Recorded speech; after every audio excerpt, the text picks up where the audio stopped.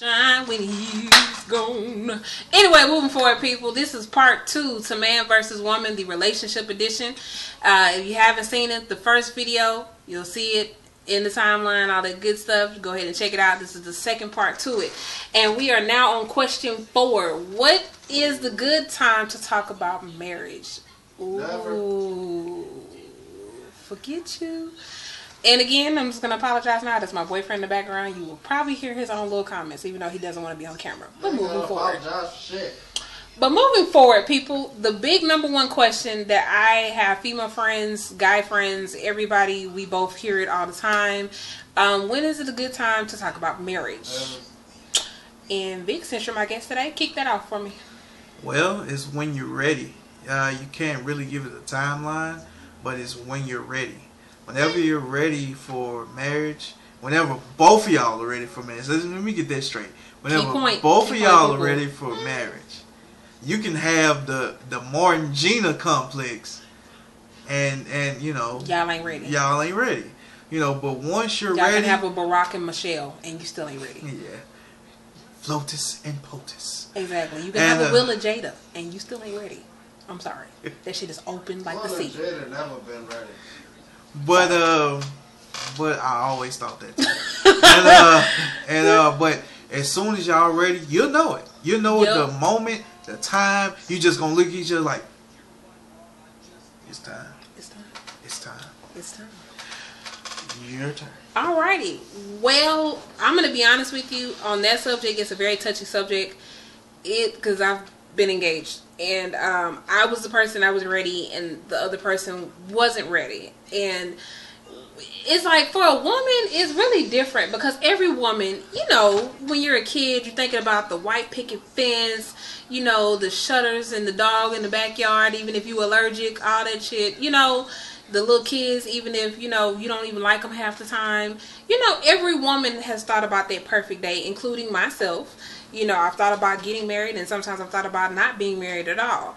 But, you know, point blank with that, it's hard to say, how do you know both of y'all are ready? Because you could be in a relationship with somebody for a period of time, and you can want marriage, and the whole time the person didn't tell you they don't want marriage. That's why you really don't bring the question until you think that person is ready. Well, first of all, you would know, like I said, you would know subtle little signs that that person is ready.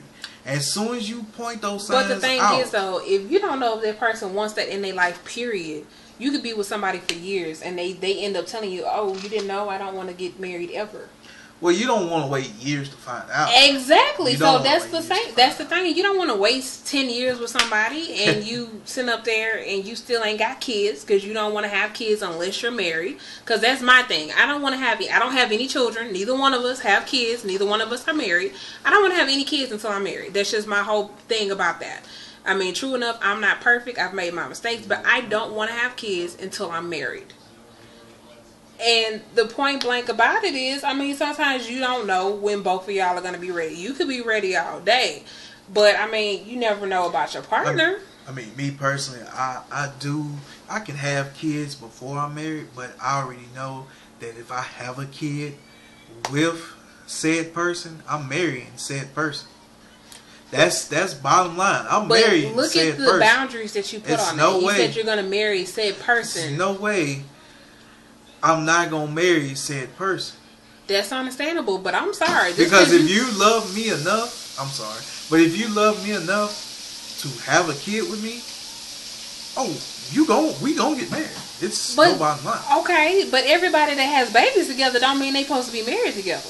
I'm not saying that, but I'm saying that's how much I cherish both. If I have a kid, I'm not having no baby mama syndrome, no baby daddy syndrome. That's what the shit I don't want. I don't like that. I don't like that stuff. I don't ever want that shit, so I'm gonna make it work with my girl. That's the hardest shit in life.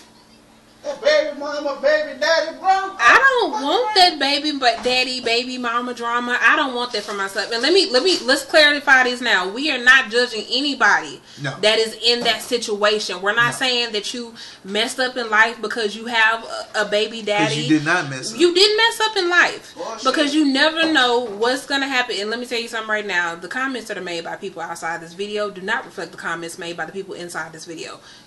postmark.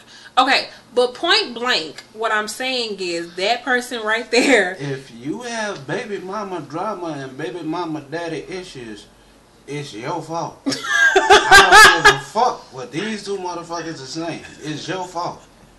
You need to do like Eddie Griffin said on Chronic 2001. If you don't remember the skit, go listen to the Chronic 2001 and play the skit with Eddie Griffin where he let it be known. Don't say that your baby daddy ain't shit. Just say that you a weakling pussy, your mama was a hoe, and carry on from there. Be honest with your kid and yourself. That's a classic skit, by the way. That's a classic. And that was the boyfriend that was never going to get on camera, but somehow decided to get on camera today. Cause you motherfuckers won't let me sleep. Then ain't got nothing to do with me. That ain't got nothing to do with us. Anyway, moving forward into the conversation or whatever. Like I say, we are not downtrodden anybody. Like I say, comments again made for the people outside this video that was not included in this video does not exclude the people that's in this video. Their comments do not represent that. Okay, but point blank, you didn't fail at life. You're not a bad person because you have different, have kids and stuff like that, and they have and they have different dads or anything like that at all. But you need to be conscious of what you're doing. I mean, if you're 20-something years old and you got, like, I'm talking about, like, early 20s. You early 20s and you got, like, 5 or 6 kids. You know what it takes, and I'm not saying that you a hoe. You know what it takes for to make babies. There's too many things with contraceptives out there. There's too many freaking things with condoms out there. You got female condoms now. You got male condoms. You got birth control. You got an implant which you can get stuck in your arm. There's too many options. And if that don't fail, trash bags. There you go. You got spermicide. Grocery bag. And if that fails, stairs. I'm sorry. I'm kidding. That was a joke. That was a joke. That was a joke. Keep your legs closed. That was a joke. And if that fails, you can have abstinence. You can basically not have sex until you're married, until you find that right person that you really want to have children with. But moving on, because we done got so sidetracked with the subject. The last and top question, number 5. How do I tell my partner my sex life leaves work, or they want to do different things in the bedroom? If you only knew where we worked at, sex is like the #1 topic. That's the number one. It's 1, 1A, beyond, 1B. Like, if you had to give it a percentage, it's past 100%.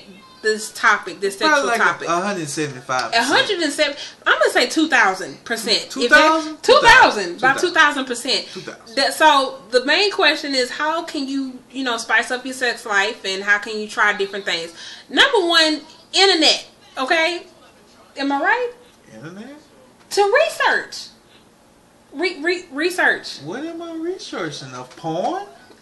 No, no. I mean, I don't know if you like that. I mean, that's y'all. I don't. You gonna read 50 Shades of Grey online? That book. I mean, I'm gonna tell y'all right now. Read the 50 Shades of Grey series. Them books.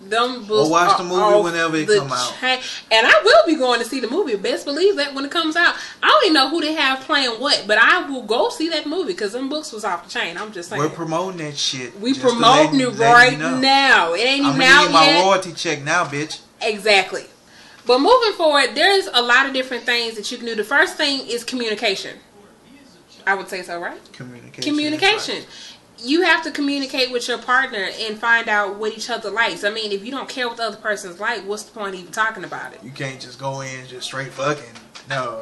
No. You gotta know what you're doing. You can't just be like, and it's over. It's a wrap. But no. You have to know. You have to know your partner, and that's also basically knowing your partner. I mean, you got to know, what gets your partner's juices flowing and stuff that you like. I mean, another thing that you can always do, I mean, I don't know what state everybody's in that's watching this video. Who cares? I know where everybody's at. There's some type of sex store or something. I mean, you can take your partner to a sex store and pick out stuff that you guys might want to try to spice up your sex life or whatever. And that's why I say the internet, because if you're in a rural place, because there is some country places where they ain't got stuff like that, you can get the stuff offline. You can make it something fun for you guys, make it a game. They have different stuff. They have coupon books, different stuff and stuff. Yes, baby, I done gave my man a coupon book. Trust and believe that, baby. But anyway, moving forward. But yeah, you got all different types of stuff that you can use to, you know, add a little something to your sex life. But the main part is, for me, is communication. You have to communicate and talk to one another about certain things that the person may or may not like. Because you can't go off in there and do certain things to this person and you don't know if they don't like it. Yo. That's all I'm saying. Vic, you've been real quiet on this subject, man. Well, sensuality. You have to be real sensual with it. You have to caress a female. You can't just rough it out. You gotta caress a female. You gotta touch her the right way. You gotta know her hot spots. All her hot spots. There you go. If you know all her hot spots, she gets wet, you get pleasure, you get whatever you want. There you go. Foreplay sucks. Simple as that. I'm just gonna say, me personally, I think a lot of women can agree. Foreplay is your best friend. I'm just saying, foreplay, because I mean, it's not like, it's like when you have a car in the winter, it's been sitting outside, you just can't start it up, expect to go off. No, it needs to warm up a little bit first. That's the same thing with a woman. And yes. So you know, foreplay kind of helps play along with that. You know, there's different things that you can do. And try new things. Try new things. Not just like sex store, internet, porn, whatever. Yeah. Whatever you like. Hey, we ain't judging. Whatever. You want her swinging from the rafters, I mean, hey, that's your business. But you should try different positions. You should try different places where to have sex. You can have sex on the kitchen counter. You can have sex on the refrigerator. You can have sex on the dryer. You can have sex on the wash machine. You can have sex on the refrigerator.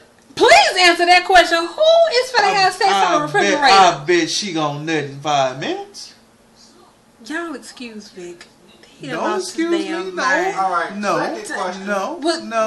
How do you have sex on the refrigerator? How do you have sex on a refrigerator, Vic? What, really? Sister, I'm gifted. Don't worry about that.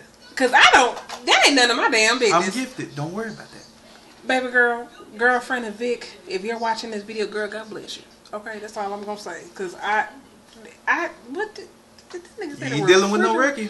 Not a Ricky around here. Refrigerator, y'all. All-star MVP right here. A refrigerator. Something that you put your cold and stuff items in. I ain't even say the refrigerator gotta be open. But it doesn't matter. That's where your food, vegetables, everything else. You can, like I said, you can have sex on all that. Just not. You can just do beside the bed. Then what he's saying, yes, that's true. You do beside the bed, but please be reasonable. Don't sit up there and say that you saw this video with us and you thought you was gonna have sex in Applebee's parking lot and not get arrested. Fellas, if you try new stuff or sex in different places in the house or outside the house. And don't get caught outside the house. Exactly. And it pleasures her to the maximum extent. You can thank me. She got I will take all credit. Like this on her face. Like because it's real. It's real. It does happen. It gets real. It can happen. Yes. It gets real. It gets so real that it's not even funny. It's not even funny. You can do it on Lazy Boy, all that stuff. I mean, hey, it's recliner, whatever. Whatever you got makes it work. Love seat. Floor, whatever. Makes it work for you. Bean bag? No. Yes. No. Yes. I crossed the line. No. What? Bean bag chair? No. What the hell is wrong with you? That shit is sturdy. What the hell? Okay.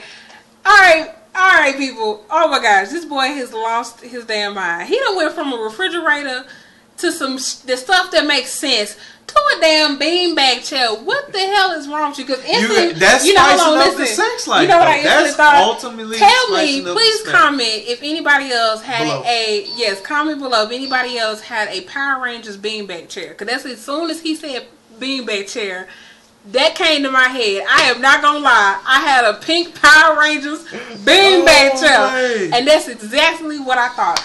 But guess what's gonna happen if two overgrown sized people on a beanbag chair? Plop! That bit gonna bust. So that's why I say no to a beanbag chair. Y'all be realistic. What you're doing. Moving forward, point blank, we're gonna wrap this up.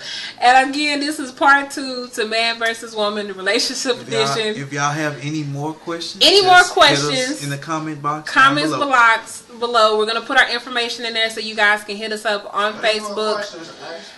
And Anyway, moving forward, we're going to put all our information in the comment box below so you guys can hit us up, and then we can do another segment of Man versus Woman, whatever edition that it is. We appreciate all the love and feedback from you guys from watching the video and everything else. And until next time, peace. Kill yourself.